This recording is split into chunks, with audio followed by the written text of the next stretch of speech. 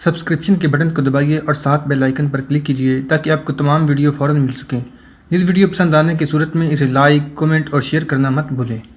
مہاراجہ راجیہ پال نے کہا، آپ نے سلطان محمود کو اس کے ایک جاسوس کے ذریعے یہ غلط اطلاع دے کر بہت بڑی غلطی کی۔ اس نے وہی خط جو بھیم پال لیڈر نے رائے چندہ کو لکھا اور رائے چندہ نے راجیہ پال کو بیچ دیا تھا، پنڈت کے ہاتھ میں دے دیا۔ پنڈت خط پڑھ چکا تو مہاراجہ راجیہ پال نے کہا، یہ اس بھیم پال کا خط ہے جو اپنے آپ کو نڈر کہلاتا ہے۔ وہ انہی علاقوں میں ہے۔ اس کا بیٹا ترلوچن پال بھی یہیں ہے، مگر وہ ہمیں فوجی مدد دینے کی بجائے غزنی کے سلطان کے خلاف اکسا رہے ہیں اور ڈرا بھی رہے ہیں۔ اس خط سے نہ ڈرے مہاراج، پنڈت نے کہا۔ اس خط میں جو کچھ لکھا ہے وہ بالکل صحیح ہے۔ مہاراجہ کنوج نے کہا، تم نے محمود کو جھوٹی اطلاع بھجوا دی ہے کہ گنگا اور جمنا کے درمیان اس کے لیے جال بچھایا جا چکا ہے۔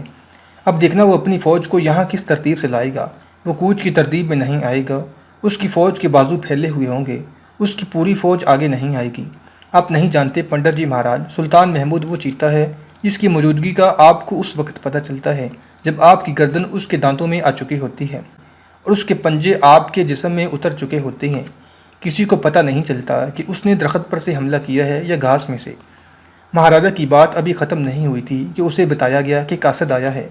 مہاراجہ نے اسے فوراً بلا لیا۔ قاصد نے اطلاع دی کہ سلطان محمود منج کو محاصرے میں لے رہا ہے۔ کیا ایسا امکان ہے کہ ہم پیچھے سے محاصرے پر حملہ کریں تو مسلمانوں کو نقصان پہنچا سکتے ہیں؟ مہاراجہ نے پوچھا۔ نہیں، قاصد نے کہا، مسلمانوں کی فوج کا ایک حصہ منج کو محاصرے میں لے رہا ہے اور اس کے بہت سے گھڑ سوار دستے کنوج اور منج کے درمیانی علاقے میں اس حالت میں خیمہ زن ہو گئے ہیں کہ انہوں نے خیمے نہیں گاڑے۔ وہ پڑاؤ کیے ہوئے ہیں لیکن تیاری کی حالت میں ہیں۔ ہر سوار رات کو اپنے گھوڑے کو اپنے ساتھ رکھتا ہے۔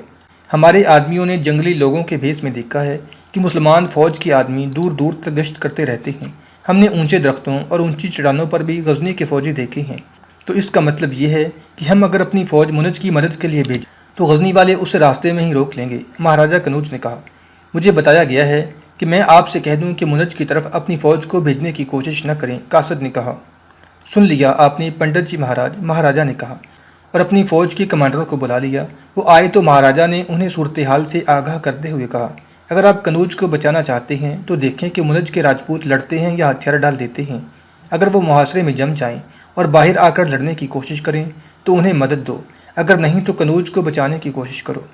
نومبر 1018 عیسوی میں سلطان محمود غزنوی نے منج کے قلعے کو محاصرے میں لے لیا۔ اسے بتایا گیا تھا کہ منج کے راجپوت اپنی آن پر جان دینے والے جنگجو ہیں اور انہیں تحقیق کرنا آسان نہیں ہوگا۔ اس نے جو محاصرہ کیا وہ سہ طرز تھا۔ قلعے کے پیچھے دریا جمنا تھا۔ سلطان کو یہ بھی بتایا گیا تھا کہ محاصرے پر کنوج کی فوج حملہ کرے گی، چنانچہ اس نے اپنی فوج کے بہت سے سوار دستے کنوج اور منج کے درمیان پھیلا دیے تھے۔ اس نے جب سہ طرفی محاصرہ مکمل کر لیا تو سالیہ بروغ وہ غلط اطلاع لے کر پہنچ گیا جو اسے کنوج کے پنڈت نے دی تھی۔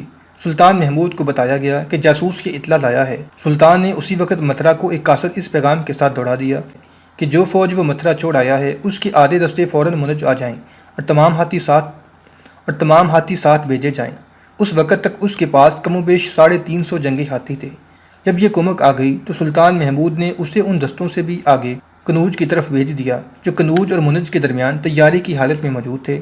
ہندوستان پر محمود غزنوی کے 17 حملوں میں منج کے محاصرے کا ذکر نہیں ملتا۔ تفصیلات میں جائیں تو تھوڑا سا ذکر آ جاتا ہے، لیکن منج کے محاصرے اور مارکے میں سلطان محمود کو اس قدر زور صرف کرنا پڑا تھا جو مترالمنج شہر، مہابن اور آہنی کی فتوحات کو ملا کر بھی صرف نہیں ہوا تھا۔ منج کے راجپوتوں کا یہ عالم تھا کہ فوجی اور شہری میں کوئی فرق نہیں رہا تھا۔ نوعمر لڑکے بھی اپنے شہر کو بچانے کے لیے نکل آئے تھے۔ مشہور مورخ قطبی نے منج کے راجپوتوں کے متعلق لکھا ہے، وہ بے مہار اور خودسر اونٹوں کی طرح اور ہار نہ ماننے والے شیطانوں کی طرح لڑے۔ سلطان محمود محاصرے کی کمان خود کر رہا تھا۔ وہ جدھر سے اپنے جیش دروازے توڑنے کے لیے یا دیوار میں کہیں سنگ لگانے کے لیے آگے بھیجتا تھا، ان پر تیروں اور برچیوں کی بوچھاڑیں آنے لگتی تھیں۔ غزنی کے تیر اندازوں نے آگے بڑھ کر قلعے کی دیواروں سے تیر اور برچیاں برسانے والوں پر اتنی ہی تعداد اور شدت سے تیر چلائے، لیکن راجپوت تیر کھا کر زخمی ہوتے اور گرتے تھے اور ان کی جگہ فوراً دوسرے آدمیوں سے پر ہو جاتی تھی۔ قلعے کی دیواروں سے یہ للکار بار بار سنائی دیتی تھی، محمود واپس چلے جاؤ، مسلمانوں تم اپنے قبرستان میں آئے ہو، اور اس للکار کے ساتھ گالی گلوچ بھی سنائی دے رہی تھی۔ یہ قلعہ آسانی سے نہیں ٹوٹے گا، سلطان محمود نے کہا، ہمیں کوئی اور بندوبست کرنا پڑے گا۔ محاصرے کا پہلا دن گزر گیا اور سلطان محمود کی فوج کو خاصا جانی نقصان اٹھانا پڑا۔ قلعے کے اندر کا یہ عالم تھا کہ عورتیں اور بچے بھی تیر کمانوں، برچھیوں اور تلواروں سے مسلح تھے۔ شہری رائے چندہ کے محل کے سامنے جمع ہو گئے تھے۔ وہ نعرے لگا رہے تھے کہ انہیں باہر جا کر مسلمان فوج پر حملے کی اجازت دی جائے۔ رائے چندہ ایسا اناڑی نہیں تھا۔ وہ شہریوں کو نہ قلعے کی دیواروں پر جانے دے رہا تھا، نہ انہیں باہر نکلنے کی اجازت دے رہا تھا۔ لڑائی اس جوش سے نہیں لڑی جاتی جس میں عقل نہ ہو۔ رائے چندہ نے اپنے ہزارہ شہریوں سے کہا، منج کو آخر تم ہی بچاؤ گے۔ تم نہیں جانتے کہ غزنی کی فوج چوروں اور ڈاکوؤں کا گروہ نہیں، یہ ایسی فوج ہے جس کے آگے قلعے کانپ کانپ کر گر جاتے ہیں۔ تمہاری فوج قلعے کو بچا رہی ہے، اگر دشمن اندر آ گیا تو منج کی آبرو تمہارے ہاتھ میں ہوگی۔ ہم منج اپنے دشمن کو اس طرح نہیں دیں گے جس طرح ان بزدلوں نے متھرا اسے دے دیا۔ ہجوم گرجنے لگا، ہم انتقام لیں گے، ہمیں باہر جانے دو۔ رائے چندہ نے ہجوم میں سے بہت سے جوان آدمی الگ کر لیے اور یہ بتا کر کہ انہیں جان کی بازی لگانی ہے اپنے ساتھ رکھ لیا۔ رائے چندہ کے محل کی عورتیں بھی مسلح ہو گئی تھیں اور وہ شہر کی عورتوں کو لڑنے مرنے کے لیے منظم کر رہی تھی۔ صرف ایک عورت تھی جو خاک و خون کے اس ہنگامے سے لاتعلق تھی۔ وہ رائے چندہ کی بیٹی رادھا تھی۔ پہلے سنایا جا چکا ہے کہ رادھا اور رائے چندہ کی بہن شیلا مہاراجہ کنوج کے بیٹے لچمن پال کے ساتھ سلطان محمود کو متھرا میں قتل کرنے کے لیے گئی تھیں۔ یہ دونوں لڑکیاں اپنی غیر معمولی حسن و جوانی کو ہتھیار کے طور پر استعمال کرنے گئی تھیں۔ وہ ایک خیالی جنگلی قبیلے کے لباس میں تھیں جس میں وہ نیم عریاں تھیں۔ اس طرح ان کے حسن کی یہ دلکشی اور زیادہ طلسماتی اور خطرناک ہو گئی تھی، مگر راستے میں ایک مگرمچھ نے شیلا کو نگل لیا۔ رادھا نے شیلا کو مگرمچھ کے منہ میں اس طرح دیکھا کہ شیلا کا ایک بازو، چہرے کا کچھ حصہ اور ریشم کے تاروں جیسے بال نظر آ رہے تھے۔ پھر یوں ہوا کہ متھرا میں مقیم غزنی کی فوج کا ایک نائب سالار 2 کمانداروں کے ساتھ اس علاقے میں گشت پر آ نکلا۔ اس نے لچمن پال اور رادھا کو پکڑ لیا اور دونوں کو متھرا لے گیا۔ رادھا جیسی نوجوان، دلکش اور نیم عریاں لڑکی کیسے توقع رکھ سکتی تھی کہ نائب سالار اور کماندار اسے بیٹی کا درجہ دیں گے؟ پھر وہ متھرا تک اس تلخ سوچ میں پہنچی تھی کہ وہاں وہ نہ جانے کیسے وحشی آدمیوں کے ہاتھوں میں کھلونا بنے گی اور نہ جانے اس کا انجام کیسا بھیانک ہوگا۔ اسے غزنی کے مسلمانوں کے متعلق بچپن سے یہی کچھ بتایا جاتا رہا تھا کہ مسلمان عورت کے لیے وحشی اور مردوں کے لیے آدم خور ہوتے ہیں۔ رادھا نے کبھی مسلمان نہیں دیکھا تھا، اس خطے میں ایک بھی مسلمان نہیں تھا۔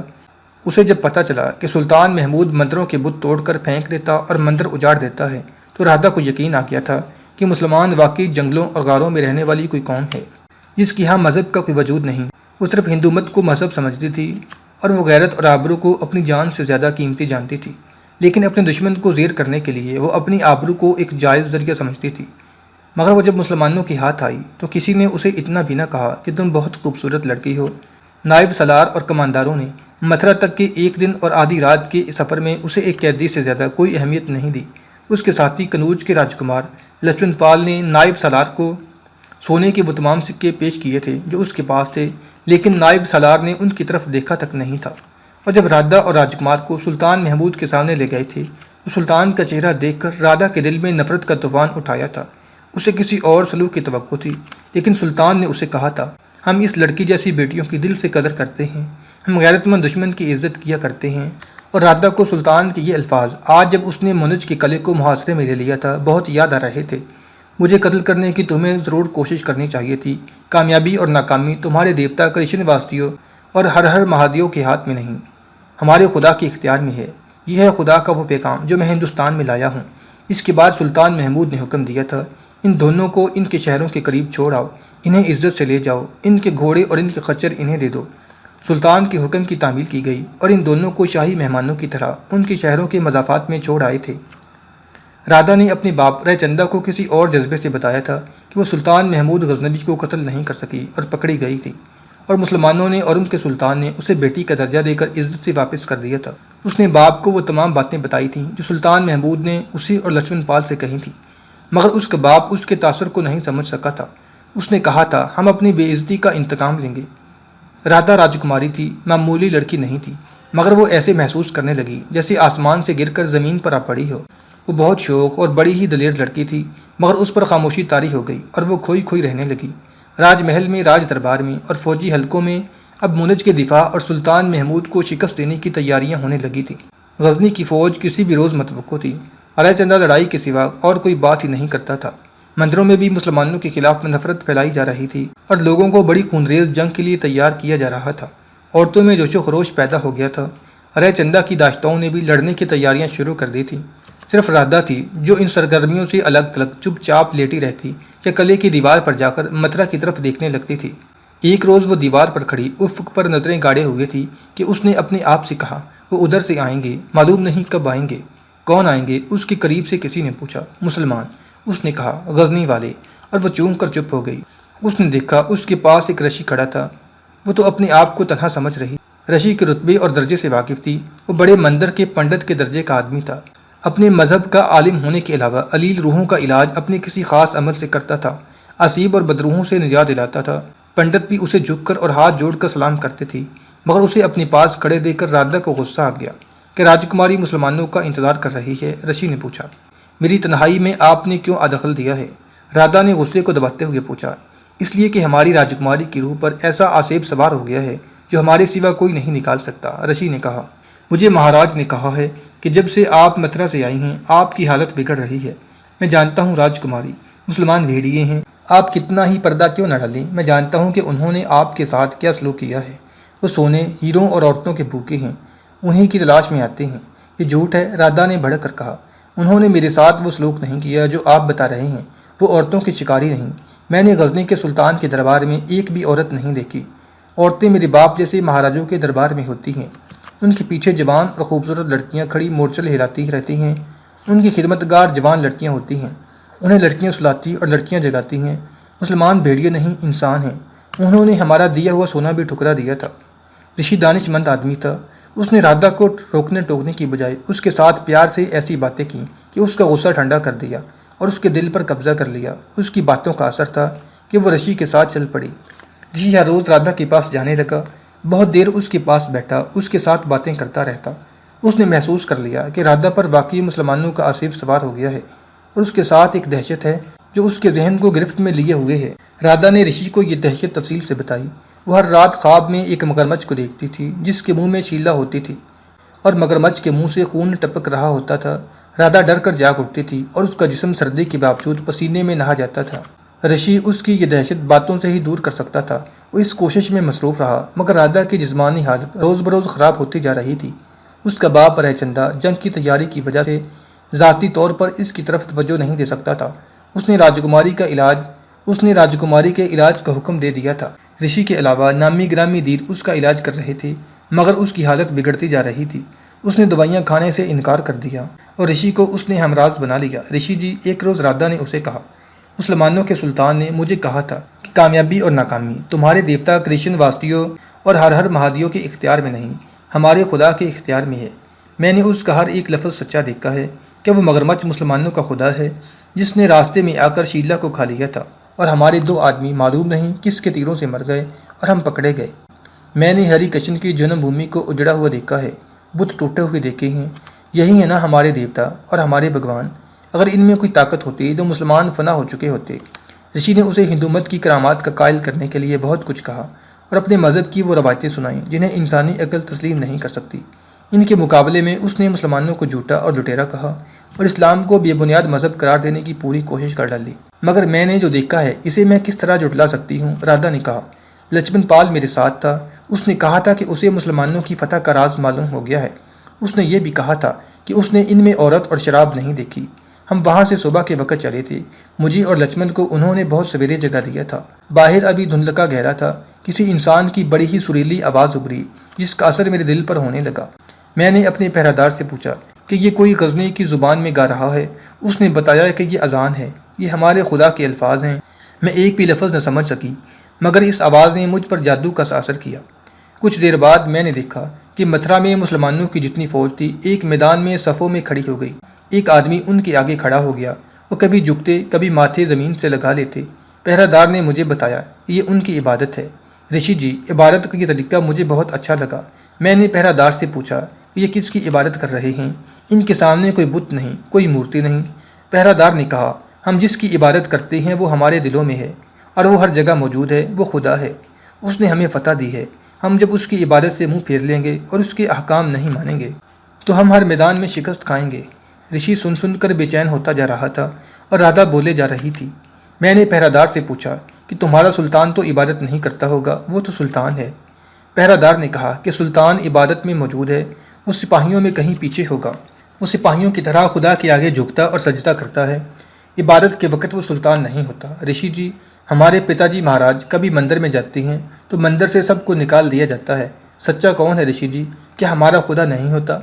رشی نے بتانا شروع کیا کہ ہندو مت میں خدا کا تصور کیا ہے، لیکن رادھا نے اسے روک دیا اور بولی، کیا مگرمچھ خدا ہے؟ نہیں، مگرمچھ مجھے ہر رات ڈراتا ہے، میرے دل میں خدا اتر آیا ہے۔ مہاراج، رشی نے رائے چندا سے کہا، راجکماری پاگل ہو چکی ہے، معلوم ہوتا ہے متھرا میں مسلمانوں نے اسے کوئی ایسی چیز پلا دی ہے جس کا اثر ابھی تک نہیں اترا۔ یہ بیماری میرے علم اور میرے عمل سے باہر ہے، وہ اپنے مذہب سے منحرف ہو چکی ہے۔ اب تو وہ کچھ نہ کچھ بولتی ہی رہتی ہے، بعض اوقات بولتے بولتے چپ ہو جاتی ہے اور بڑی زور سے چیخ مار کر اپنے چہرے کو ہاتھوں سے یا کپڑے سے ڈھانپ لیتی ہے، اکثر یہی رٹ لگائے رکھتی ہے، میرے دل میں خدا اتر آیا ہے، یہ مسلمانوں کا اثر ہے، اسے اسی حال میں رہنے دو۔ رائے چندا نے کہا، میں سلطان محمود کا سر کاٹ کر اس کے سامنے رکھوں گا تو اس کے دل سے مسلمانوں کا خدا نکل جائے گا۔ مجھے ابھی کوئی فرصت نہیں رشی جی، غزنی کی فوج بہت قریب آ گئی ہے۔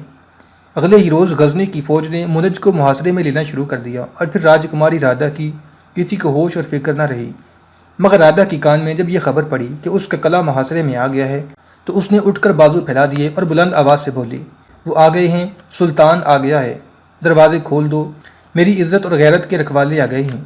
اس وقت ایک دید اور دو خدمتگار عورتیں وہاں موجود تھیں، سب نے کانوں پر ہاتھ رکھ لیے۔ رادھا باہر کو دوڑی تو اسے پکڑ لیا گیا۔ رائے چندا وہاں موجود نہیں تھا، اس کی ماں کو بلایا گیا، وہ بھی محاصرے کی وجہ سے گھبرائی ہوئی تھی۔ اس نے اپنی بیٹی کی یہ حالت دیکھی تو دید سے کہا کہ اسے کوئی ایسی دوائی دے جو اسے بے ہوش کر دے، پھر جو ہی ہوش میں آئے اسے پھر سے بے ہوش کر دیا جائے۔ رادھا کو جکڑ دیا گیا اور دید نے اس کے منہ میں دوائی ڈال دی۔ تھوڑی دیر بعد رادھا کا جسم بے حس ہو گیا، کمرے کا دروازہ باہر سے بند کر دیا گیا۔ محاصرے کا پہلا دن گزر گیا۔ سلطان محمود نے رات کو بھی آرام نہ کیا، وہ قلعے کے پیچھے چلا گیا، جدھر دریا تھا، پانی قلعے کی دیوار کے ساتھ لگ کر بہتا تھا۔ سلطان نے اپنے سالاروں سے کہا کہ ہر پیادہ دستے سے 2-2 4-4 جانباز قسم کے سپاہی منتخب کریں اور ان کا ایک الگ جیش بنا کر اسے محفوظہ میں بھیج دیا جائے۔ دوسرے دن غزنی کی فوج نے ایک بار پھر قلعے کے بڑے دروازے پر حملہ بولا، مگر اوپر سے راجپوتوں نے تیر اور برچیاں پھینک کر غزنی والوں کو بہت نقصان پہنچایا، مگر سلطان محمود نے حملے جاری رکھے۔ قلعہ 1.5 میل لمبا تھا۔ 7 روز تک غزنی کی فوج نے پورا زور صرف کر دیا، مگر ذرا سی بھی کامیابی حاصل نہ ہوئی۔ 8ویں روز کی شام گہری ہو چکی تھی۔ سلطان نے اس جانباز جیش کو ساتھ لیا جو اس نے تیار کروایا تھا۔ اس کی نفری 300 سے کچھ زیادہ تھی۔ غزنی اور اسلام کی آبرو تم سے جان کی قربانی مانگ رہی ہے، سلطان محمود نے رات کی تاریکی میں اس جیش کے جوانوں سے کہا۔ اگر تم میں کوئی بھی قربانی دینے کے لیے تیار نہیں تو اسے اجازت ہے کہ اپنے رستے میں واپس چلا جائے۔ مجھے تم میں سے کسی کا چہرہ نظر نہیں آ رہا، مجھے بالکل پتہ نہیں چلے گا کہ کون چلا گیا ہے۔ میرے مجاہدوں، خدا کے سوا آج کی رات تمہیں کوئی نہیں پہچانتا، روز محشر بھی تمہیں صرف خدا پہچانے گا۔ سلطان خاموش ہو گیا۔ کچھ دیر بعد اس نے پوچھا، کیا میں یہ سمجھوں کہ تم سب میرے ساتھ ہو؟